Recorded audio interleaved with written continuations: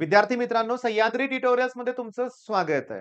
आता मॅथ्स मध्ये 100% फिक्स होणार आहेत तुमचे सीईटी मध्ये आणि बोर्डच्या एक्झाम मध्ये पैकीच्या पैकी मार्क मुलांना मिळालेले आहेत आणि तुम्ही सुद्धा मिळवून दाखवणार आहात.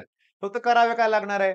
कॉन्फिडन्स वाढवावा लागणार आहे स्वतःचा. आता मी नेहमीप्रमाणे ह्याच्या अगोदर जे लेक्चर प्रोव्हाइड केलं त्यात जसं केलं होतं तसंच आता करणार आहे. प्रॉब्लेम बघा. हा प्रॉब्लेम बोर्डच्या एक्झाम मध्ये विचारला असेल. 3 किंवा 4 मार्क जाऊ दे म्हणूया आपण. 3 मार्काचा असेल. ठीक आहे.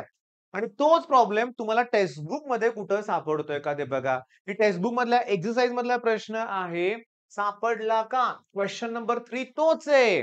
मग तुम्ही एक ऑब्झर्व्ह केलं का हे सगळे क्वेश्चन्स असे आहेत, इथं इझिली व्हेरिएबल सेपरेट करायला जमणार नाही. इझिली बोलतोय मी लक्षात घ्या. मग हा टाइपच आहे बाळांनो. काय टाइप आहे सांगू का? सेक, साइन, कॉस, टॅन काही असू दे. त्याच्यात जर x square plus Y square, x plus y, x plus y plus 3 अशा टर्म दिल्या असतील, तर त्याला यू अझ्युम करा.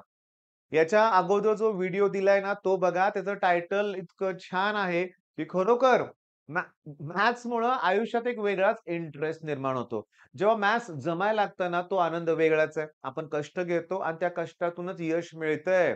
मग चला हा प्रॉब्लेम सॉल्व्ह करायला घेऊया. किती अवघड आहे ते बघूया आपण. मग मी तुम्हाला सांगू का? सकाळचा व्हिडिओ अपलोड केल्यानंतर माझ्याकडे जे रिपीट करणारी मुलं आहेत ना, त्यांना मी लगेच म्हणलं, सगळ्या पी-वाय-क्यू चेक करा. तर दरवर्षी तुम्हाला सांगतो आम्हाला पेपर क्वेशन सापडले होमोजिनियस इक्वेशन वरती.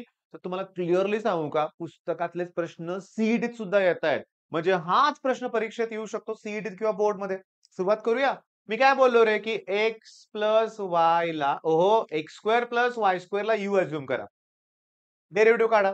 एक्सचं डेरिव्हेटिव्ह 2x, वायचं डेरिव्हेटिव्ह 2y. हे काय अवघड डेरिव्हेटिव्ह नाही रे बाळांनो. आणि यूचं डेरिव्हेटिव्ह du बाय dx. चला प्रत्येकाला 2 ने डिव्हाईड करा.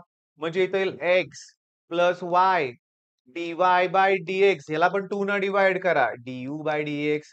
यूच लिहिलं पाहिजे असं काही नाही. व्ही लिहा काय हरकत नाही. टी लिहा काय हरकत नाही. त्याप्रमाणे इकडे चेंज होईल फक्त. पण तुम्ही ऑब्झर्व्ह केलं का? ही जी न्यूमेरिकल मधली एलएचएस होती ना, आहे तशी मिळाली का? मग या एलएचएस मी देअरफॉर त्या एलएचएस चीच व्हॅल्यू मला मिळाली 1/2 du by dx. That equals to sec त्याच्या पुढे मी यू अझ्युम केलंय. करा क्रॉस मल्टिप्लिकेशन. हे इनटूचं अपॉन करा सेक यू डी इकडे 2 dx मी इकडे लिहितो काही इश्यू नाहीये लक्षात घ्या.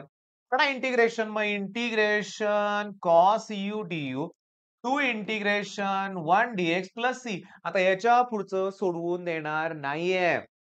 1चं इंटिग्रेशन ईझी आहे. एक्स येणार आहे. कॉसचं डेरिव्हेटिव्ह निगेटिव्ह असतं. कॉसचं इंटिग्रेशन पॉझिटिव्ह येणार. मग याचं इंटिग्रेशन येणार साइन यू बाळांनो. आणि यू कुणाला अझ्युम केलं तुम्ही? एक्स स्क्वेअर प्लस वाय स्क्वेअरला. ओके. आणि that equals to 2x plus C. मिळाले पैकीच्या पैकी मार्क तुम्हाला लक्षात घ्या. काय अवघड आहे? हे डेरिव्हेटिव्ह अवघड आहे? सॉरी हे इंटिग्रेशन अवघड आहे? का हे सबस्टिट्यूशन अवघड आहे? काही अवघड नाहीये. मला सांगा, याला यू अझ्युम करा. ओके. ह्याला हे तर आपण आता सोडवलं.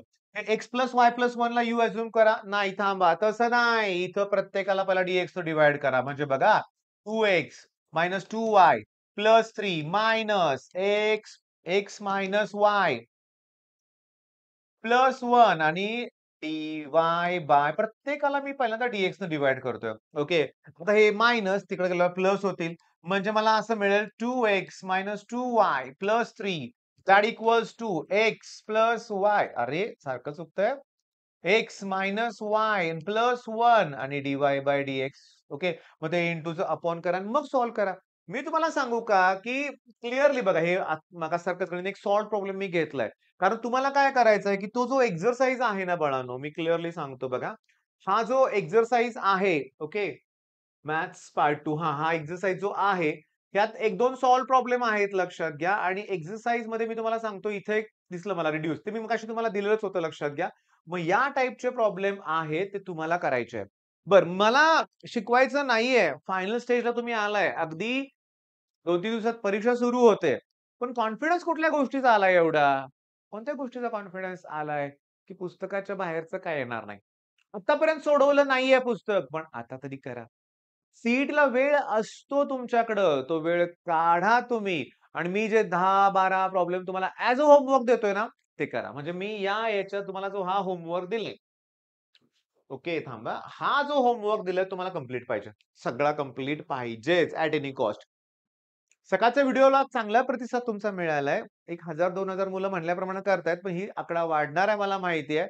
तुम्हाला व्हिडिओ मिळणार आहेत तुम्हाला माहिती आहे. तर हा व्हिडिओ मिळाला ना तुम्हाला, की ह्याच्यानंतर तास, 1.5 तासानंतर नेक्स्ट व्हिडिओ मिळणार आहे. तर होमवर्क कंप्लीट करा. All the best.